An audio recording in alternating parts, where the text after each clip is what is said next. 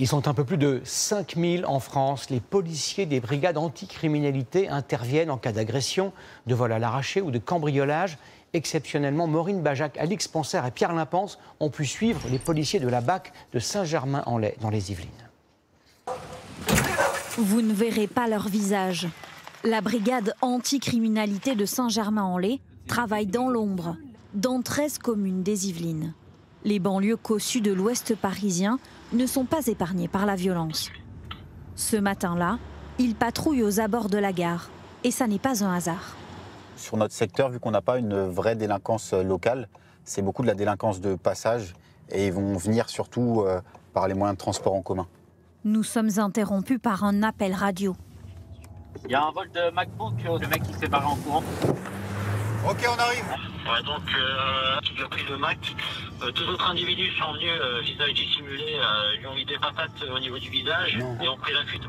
Un autre équipage rejoint la victime. Le moindre détail peut permettre d'identifier le voleur. T'as la description du mec ou pas? Ok. Du coup, c'est un type africain avec un haut gris. Et quelle direction de fuite? Bon, on n'a pas de direction. Il vient de commettre le vol et peut-être tout près. Il faut redevenir discret. La traque commence. Ah lui, il est tout en gris, ouais. C'est la police. On va faire un petit contrôle. Tu corresponds à un descriptif, on fait une levée de doute. Ok? Ça marche? Fais-moi ça, s'il te plaît. Tiens, fais-moi un petit sourire. Ils envoient la photo de son visage à l'équipage avec la victime. Ouais, c'est pas lui alors. Non, ils repartent. Mais leurs collègues ont une nouvelle piste. On vient de voir les photos, il a réussi à identifier un des individus. Il a reconnu qui? Un nom ressort. Il habite rue. Martin le connaît bien, comme tous les délinquants qui l'interpellent. Je sais où il habite, je sais où il traîne le soir. À force, en fait, on va connaître les individus et les trouver le plus rapidement possible. Le suspect a 19 ans. Il est déjà connu pour vol avec violence et usage de stupéfiants. Retour au commissariat. Pendant que la victime porte plainte, Camille élabore une stratégie avec l'officier de police judiciaire. Très d'intérêt cet après-midi. Parce que c'est un coup à perdre l'épave ou quoi que ce soit, ou que le mec, on mette pas la main dessus rapidement. Rien ne sert de se précipiter. Il faut d'abord vérifier où se trouve le suspect pour le surprendre chez lui. Ils vont essayer de géolocaliser son téléphone. La BAC attend le feu vert pour l'interpeller. La force d'un groupe BAC, c'est la cohésion. Face à un quotidien difficile, dans ce département meurtri par les attentats, tous se sentent ciblés.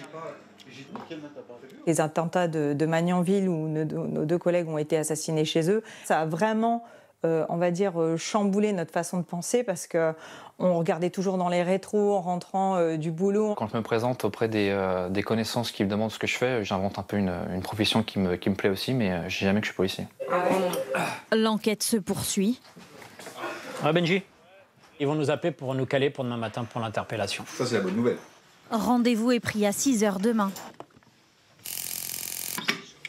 Patience, c'est à la BAC nuit de prendre le relais. Ah, c'est bien, tu t'es équipé pour la nuit, il va faire froid. Ça va? Tony travaille à la BAC depuis 25 ans. Il a vu la violence changer de visage. Plus jeune, c'est pas rare d'interpeller des jeunes de 13, 14, 15 ans qui ont été très violents en fait. C'est tout de suite les coups de couteau, quand c'est pas plus des fois. Hein. Les mecs qui sortent des armes et ils tirent en fait. D'autres violences reviennent tous les soirs. Un ex-conjoint est en train d'essayer de pénétrer chez son ex. C'est très violent, il essaye de casser la porte. La victime vient d'appeler le 17. En moins de 10 minutes, la poche. l'homme est menotté. Vous avez consommé de l'alcool, monsieur? Oui. L'agresseur a plus de 3 grammes d'alcool dans le sang. Derrière cette porte, son ex-femme et ses 2 enfants sont terrorisés. Il a déjà porté des coups sur vous. Vous aviez déposé plainte? Lui, il a dit qu'il m'a tapé. Je ne voulais pas qu'il ait des problèmes. Il rentre, il vous frappe, vous ne savez pas comment ça va finir. Trouver les bons mots, seulement 14% des femmes déposent plainte pour violence conjugale. L'homme est placé en cellule. Ce soir-là, sa femme n'a pas porté plainte. Il ressortira sous contrôle judiciaire. Difficile à accepter pour Lucas. Ça avance pas, quoi. Les gars, ils savent qu'ils craignent rien. Vous avez toujours la flamme aujourd'hui? Ouais, il faut l'avoir, sinon c'est plus la peine. Mais on sait quand même que tout ce qu'on fait, bien souvent, ça ne sert pas à grand-chose. Hein. Au petit matin, l'équipe de jour est de retour pour interpeller le voleur présumé d'ordinateur. Il est 6 heures précises, heure légale pour une perquisition. Pas de réponse. Ça va s'ouvrir. Je continue, c'est bon? C'est la police, Matt. C'est bon, là, il est là.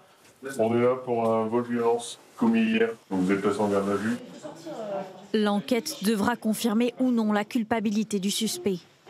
L'année dernière, la BAC de Saint-Germain-en-Laye a interpellé 463 personnes, la majorité pour vol ou violence.